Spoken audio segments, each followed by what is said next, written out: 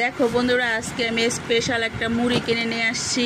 তো প্রথম যখন আমি এটা বাজারে দেখেছিলাম তখন মনে করেছিলাম এগুলো খই। পরে আমি দেখলাম যে না, এগুলো মুড়ি। তবে এই মুড়িটার দাম ছিল 170 টাকা করে কেজি ছিল। তো আমি সেখান থেকে কিছু মুড়ি কিনে নিয়ে আসছি। এগুলো খেতেও মোটামুটি স্বাদ ছিল। তো মুড়ির সাথে আমি কিছু স্পেশাল চানাচুর কিনে নিয়ে আসছিলাম। এটা ছিল রসুনের চানাচুর। এই চানাচুর দিয়ে মুড়ি খেতে কিন্তু মাঝে মধ্যে বিকেলে খুবই ভালো লাগে। তো এই স্পেশাল মুড়ি দিয়ে এবং চানাচুর দিয়ে এখন মাখানো হবে, তারপরে এটা খাবো।